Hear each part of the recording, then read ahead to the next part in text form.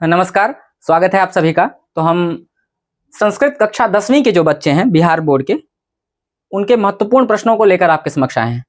आप सभी प्रश्नों को ध्यानपूर्वक देखेंगे और कितने प्रश्न आपके सही हो रहे हैं इसका ध्यान आप लोग रखेंगे और कितने गलत हो रहे हैं। जो प्रश्न आपके गलत होंगे उसको ठीक तरीके से अपनी कॉपी में लिखिए और उसको याद करिए, ठीक है। तो हम चलते हैं।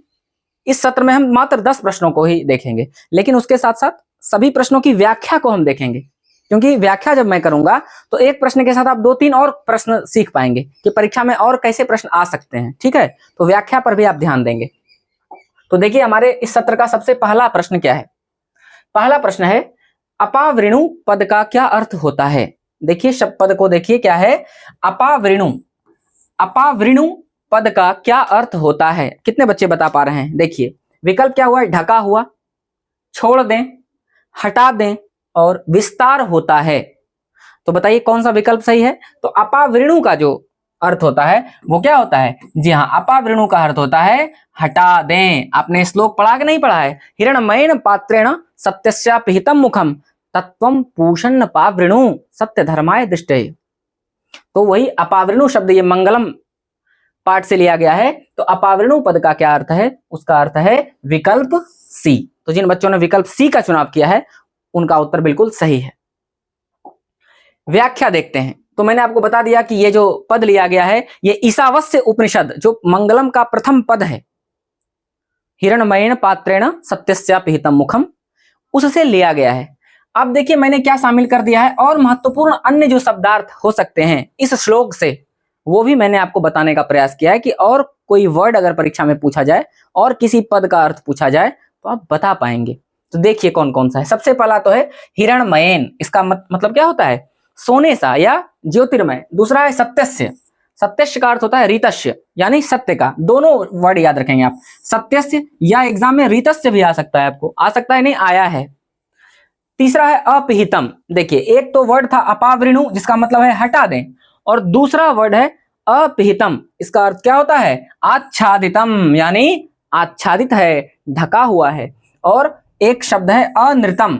अनृतम का मतलब क्या होता है असत्यम यानी झूठ और मिथ्या।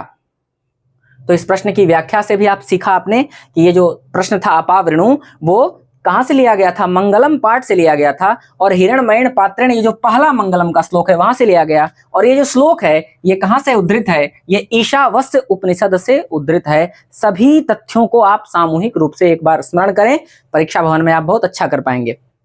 चलिए दूसरे प्रश्न पर चलते हैं और बताइए, बहुत आसान प्रश्न है। जिन बच्चों ने पढ़ा है कि मंगलम पाठ में कितने मंत्र हैं, बताइए।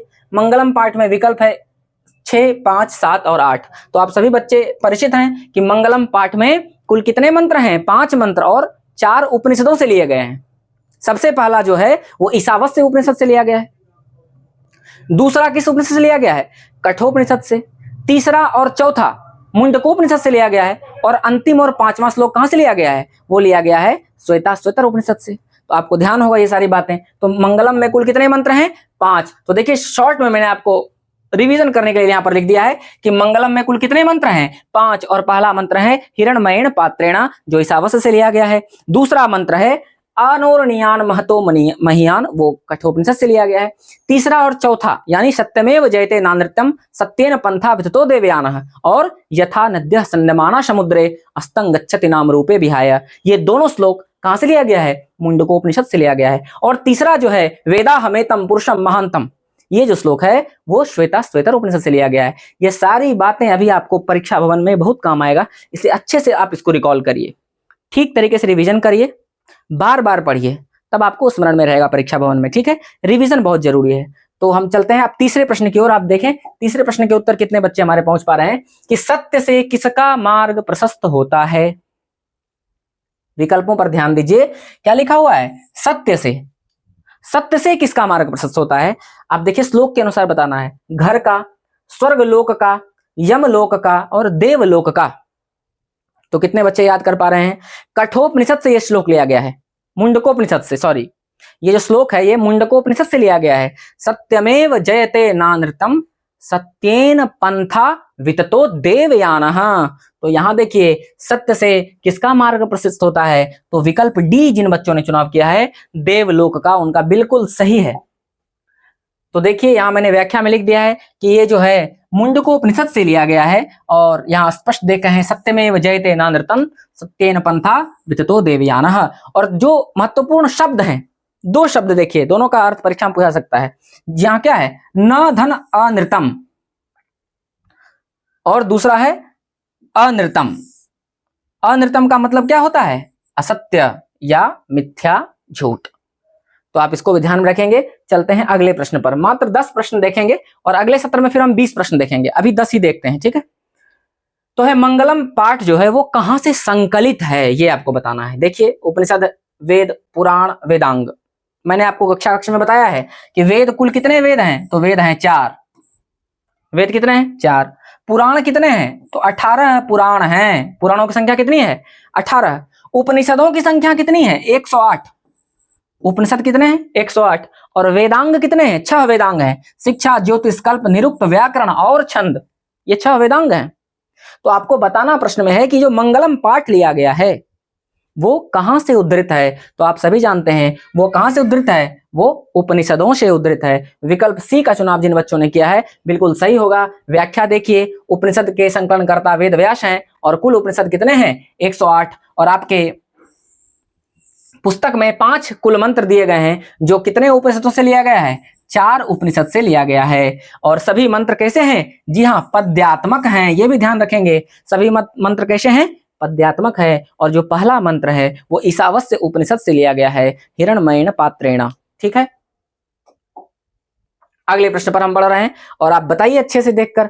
यथा नद्यः संदमाना समुद्रे अस्तम गच्छति नाम रूपे विहाय।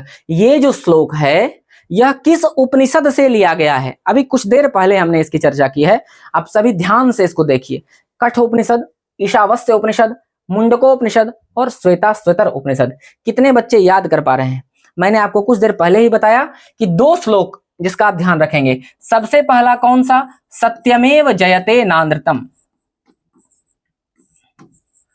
और दूसरा श्लोक यथा नद्यः संदमाना समुद्रे, यथा नद्यः संदमाना समुद्रे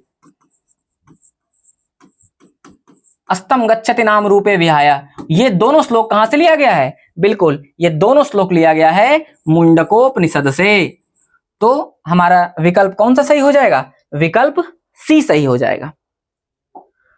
व्याख्या अगर आप देखेंगे तो मैंने लिख दिया है कि ये जो श्लोक है, यथा नद्यः संदमाना समुद्रे अस्तम गच्छन्ति नाम रूपे विहाय तथा विद्वान नाम रूपात् विमुक्तः परात् परम पुरुषम उपैति दिव्यम, ये जो है मुंडकोपनिषद से लिया गया है। और जो मेन वर्ड्स हैं उसको भी ध्यान रखें। इसे आया था ना अभी, अपावृणु का अर्थ हटा दें, उसी प्रकार अभी देखिए क्या है इसमें कौन कौन से मुख्य वर्ड हैं। सबसे पहला है स्यंदमाना, इसका अर्थ क्या होता है, जी हाँ, बहती है या प्रवाहित होती है।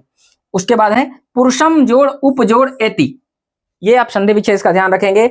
और यहाँ मैंने अभी आपको बताया ही, ये दोनों श्लोक कहां से लिए गए हैं, मुंडकोपनिषद से लिए गए हैं। सत्यमेव जयते और यथा नद्यः संदमाना समुद्रे। तो अभी आप देख रहे हैं कि सभी प्रश्न लगभग मंगलाचरण से ही आ रहे हैं, क्योंकि अभी आपकी परीक्षा होने वाली है, इसीलिए अध्याय वाइज में आगे बढ़ा हूं। तो देखिए बदल गया प्रश्न, अलस कथा पाठ आ गया है, और इसमें लिखा क्या हुआ है कि अलस कथा पाठ में अहो कथमयम कोलाहल, पढ़ते ही आपके मन में उत्तर आ गया है कि नहीं। ये किसने कहा, किस आलसी ने कहा, तो बिल्कुल आप सभी उत्तर आप टिक कर पा रहे हैं कि पहले आलसी ने कहा कि अहो कथमयम कोलाहल, दूसरे ने कहा कि लगता है कि इस घर में आग लग गई है, और तीसरे ने कहा कि कोई व्यक्ति ऐसा धार्मिक नहीं है जो हमको कंबल उड़ा दे या पानी वानी छीटे, चौथे ने कहा कि चुपचाप सो जाओ, है कि नहीं।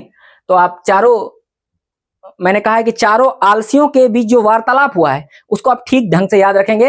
मैंने लिख दिया है कि किस बात के, अहो कथमयम कोलाहल तर्कयते रस्मन् गृहे अग्निर्लग्नो अस्ति, ठीक है ना। और ये चारों मैंने लिख दिया है कि चौथे ने क्या कहा, तीसरे ने कहा कि कोई धार्मिक नहीं है जो हमको बचाए, और चौथे ने कहा कि अरे कितना बोलते हो, सो जाओ चुपचाप।